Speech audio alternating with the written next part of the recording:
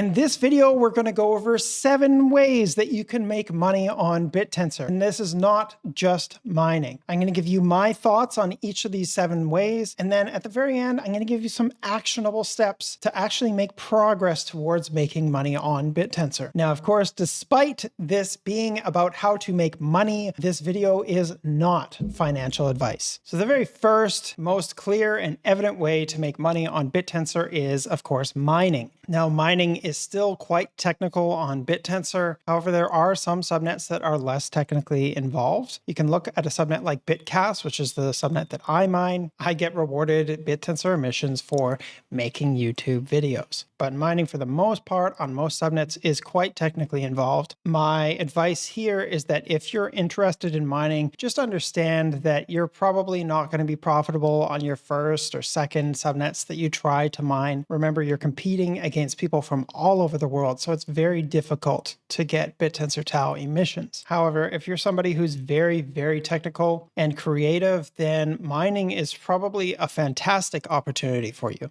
For those who are a little bit less technical, there are a couple subnets that just want you to provide a node and you don't really have to do very much innovation there.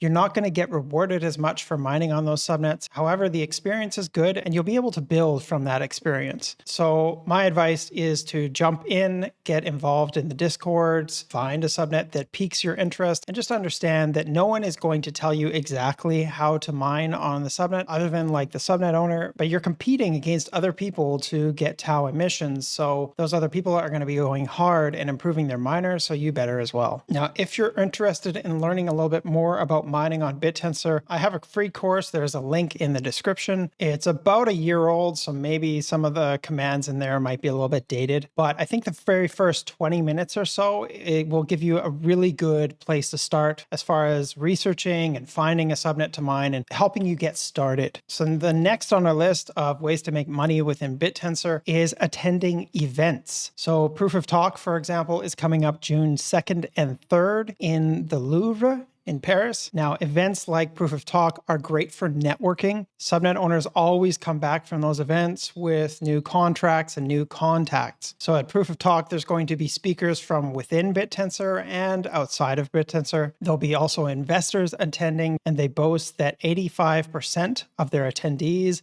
are C-suite or partner level. And of course, at those events, there's always lots of announcements. Like last year, we had Affine Subnet 120 announced and registered at the event. So if you're a bigwig, just be aware that tickets are almost sold out, and the last 2 years they did completely sell out. There is a 30% discount code in the description. The code is TAO. There's also a link to buy passes in the description. And the next on our list is trading. There is a lot of opportunity when you're trading alpha within Dynamic TAO, within Bittensor. So if you're a quant or a bot developer, there's so much opportunity that I see. However, I don't want you to get the idea that investing in alpha within Bittensor is just like risk-free, free money, because it is certainly not. It is very, very risky, and many people have lost a lot of their TAO investing in alpha. I would suggest if you're interested in investing in alpha that you do it with a small amount of your pot and keep most of it in TAO until you're more comfortable. Investing in alpha is like a second level of risk. You know, when you invest in Bittensor, you've got the risk that the price of TAO can fall, so that's one. But when you invest in alpha, you've got the risk that the price of TAO can fall, plus the price of your alpha token can fall. If either one of those happens, then you'll be losing money, basically. But of course, the flip side there is that risk equals opportunity. Now, if you're interested in learning more about how to invest in alpha, I do a lot of videos on those subjects. I also have a link to an alpha investment guide that I made in the description. I also want you to know that, like, just because some influencer, some YouTuber is talking about a potential subnet that might sound good to invest in doesn't necessarily mean that it's a good investment by the time that you've heard about it or at the time that the influencer was talking about it. So myself, I talk about a lot of subnets that are really cool and doing awesome things. But on top of that, I ask myself the question, do I feel like the alpha token is overvalued right now or not? At the time that I make the video, it might already be overvalued, or it might take a week week to get edited, and by then it's overvalued. So please don't read into what influencers are saying or which subnets that they're shilling or anything like that. Now, if you are interested in kind of understanding the strategies that I'm currently using, you can join the Bittensor Alpha group. There's a link in the description. I'm extremely transparent within the group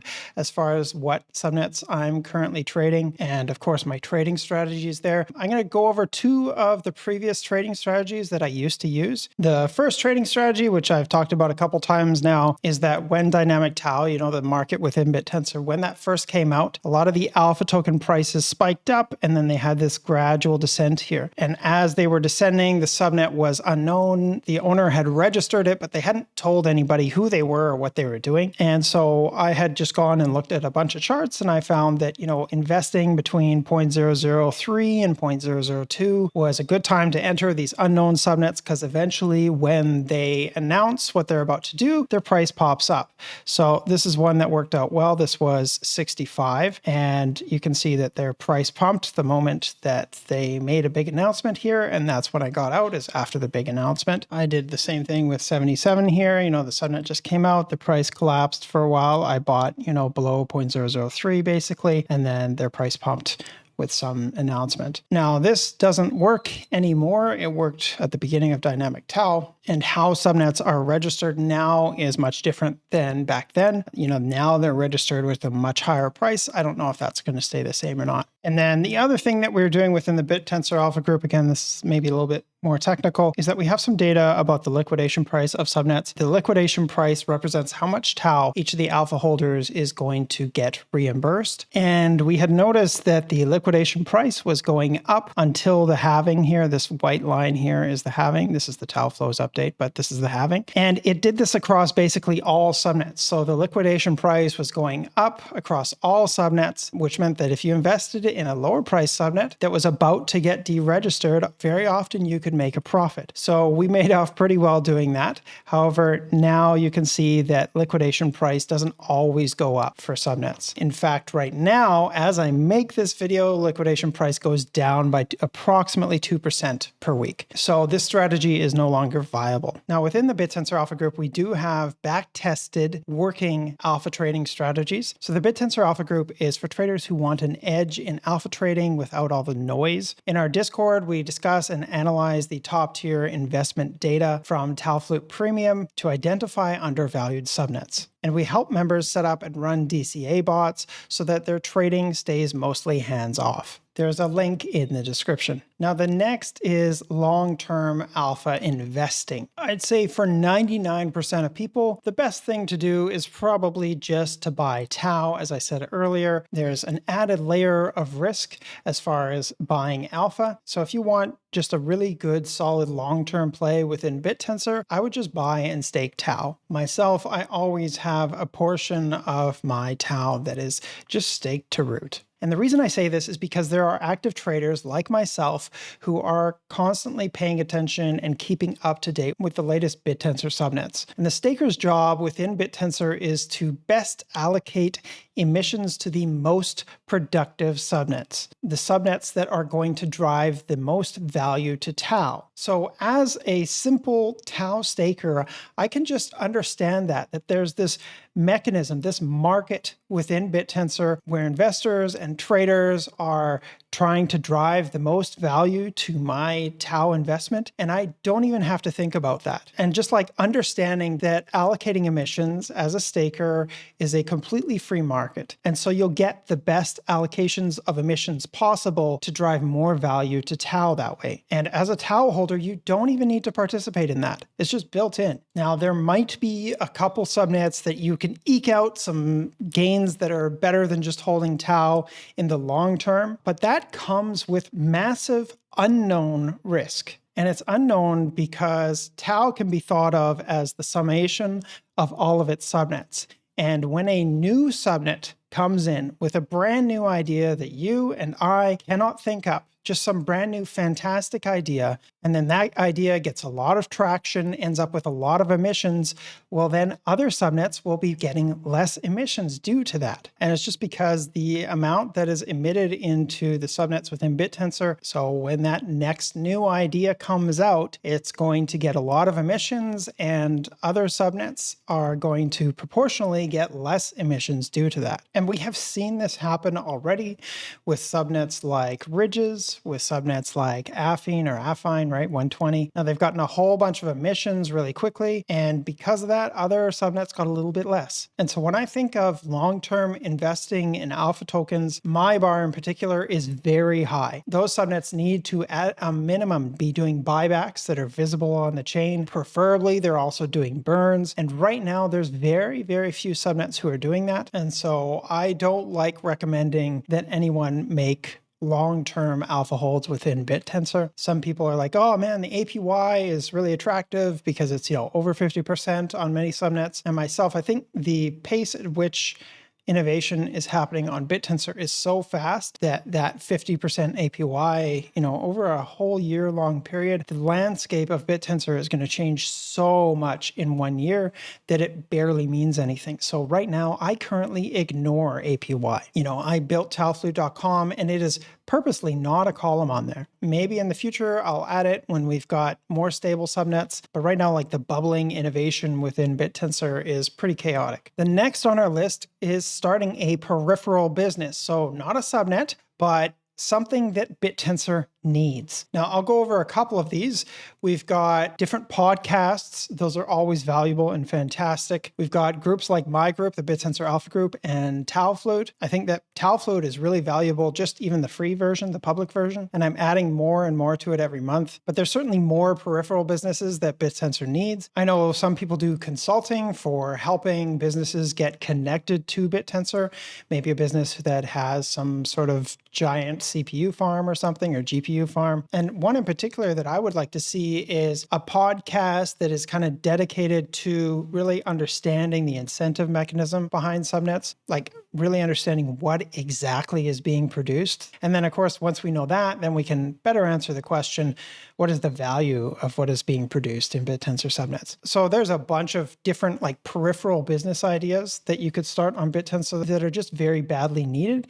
And if you're not that involved in Bittensor, you're probably not going to be able to think of very many. But as you get more and more involved in Bittensor, you're going to see some of these pain points that people have, and you can easily start businesses to help eliminate those pain points. Next on our list, of course, we have starting a subnet. Now, starting a subnet is risky. It requires a lot of capital. You need to have a team, and it's quite technically involved. And when you register a subnet, you're going to be sending hundreds or potentially thousands of TAO to register your subnet. And then on top of that, you might want to have a reserve available in case your subnet gets close to deregistration before you've built the commodity that you're trying to produce. Personally, if I registered a subnet, I would want to have a working incentive mechanism day one, but a lot of subnet owners register their slot, and then maybe after a couple months, they start telling everybody what it's about, and by then it might be too late and they get deregistered. So there's some risk to being a subnet owner. And then the very last one here is, I think, what is the most applicable to everyone, certainly myself, which is just random, doing what you do best, but within Bittensor. So just getting involved in the Discords or Twitter will very often land you with some sort of job opportunities. And I think it's important to be cognizant of the time that it might take to get there. So if you currently have a day job and you want to pivot and get into Bittensor, what I would start doing is I would get involved in the Bittensor Discord. Like if you look at my story, I just started my YouTube channel here out of passion for Bittensor, right? I wasn't necessarily looking for a job within Bittensor or anything. I was just like, holy crap, everybody's got to know about this. I'm going to make YouTube videos for my friends and family to see, just so that, they can understand why I'm so obsessed with this thing. And my viewers increased a little bit. And because of that, I got a little bit more reputation.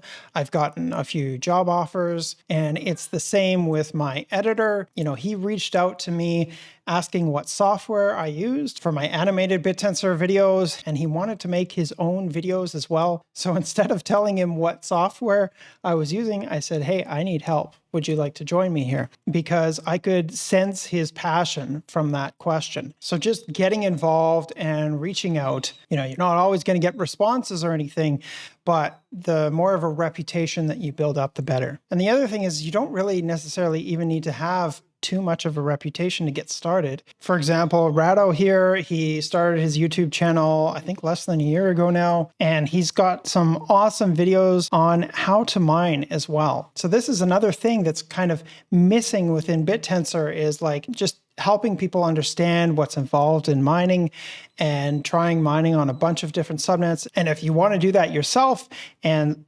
chronicle a journey like Rado has done here, you're going to build up that reputation and start eventually getting job offers out of that. Or if you want, you can just keep building up your own reputation and start a business based on that. And the reason I bring up Rado in particular is because he had no knowledge about how to do mining. And we get to watch him in his earlier videos, like fumble around and try to learn how to mine on Bittensor. And now he's getting pretty good at it. So we're going to go over some actionable steps. Like this is how you get started with Bittensor. The very first thing is that you need to have Discord. So download it, create an account, and join the Bittensor Discord. You can also join the TAO community Discord. I'll leave links to both of those in the description. If you look at the main Bittensor Discord here, you'll see, the general channel, and then there's just a whole bunch of subnet channels. You can go into each of these and start talking with the subnet owners if you want, or other miners. And what you want to do here is make friends and build up some sort of reputation. Now, as you create that reputation, that becomes part of your resume. It's because the first thing that I'll do when somebody starts messaging me is I'll look at the reputation. So say Mache messaged me for the first time, is I will search for that person and just take a look and see what they've been saying and where. And of course, Mache is now a Bittensor OG with 6,000 messages. So he's obviously been involved in Bittensor quite a bit. And I know that from experience, but if I didn't know who he was, I would just be looking him up this way. So I really want to drive it home that your message history becomes part of your resume on Bittensor. And speaking of resumes, I would say do not spam your resume everywhere in Bittensor. When I see somebody who's doing this and they haven't made any posts elsewhere, I see, okay, this person is just here for a job. They're not really passionate about Bittensor. They're just hoping to get a job out of it. But I want to work with the people who really care, who are doing this as their hobby. People that are so passionate that they would keep being involved in Bittensor even if they didn't get a job through it. And it's not just me who thinks like this. I know there's many others who only want to hire people who are passionate about Bittensor. However, if you are looking for a job, it's nice to maybe not super forcefully, but sneak in some of your credentials into some of your posts, because there are people who peruse the posts who are maybe looking for software engineers with a data background, like myself, say, and you can kind of sneak those into your Discord posts without it becoming too spammy, like you're looking for a job. And I would say that not everybody can quit their day job to go hardcore into Bittensor. So I would make it more like a second job that is not going to pay dividends for something like 2 years. Remember, I started my YouTube channel 2 years ago, and it's only now just starting to pay for itself. So I would just get out there, get started, start doing something, because as I tell my kids, the more failures you have, the more things you've done and failed at, the more you can learn, the more successful that you will be. Good luck out there. If there's any ways that I've missed for making money on Bittensor, please leave them in the comments.